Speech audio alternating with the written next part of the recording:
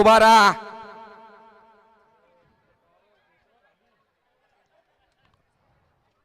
सोडा सिपय्या मैदानाचा फायनलचा फेरा सोडा. सुटला आसरा मला केसरी सन 2025 आणि या मैदानातला फायनलचा फेरा सुटला.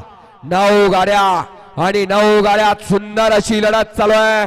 कोण होतो आजच्या या मैदानातला 1 नंबरचा मानकरी. अतिशय सुंदर आणि लढत झाली.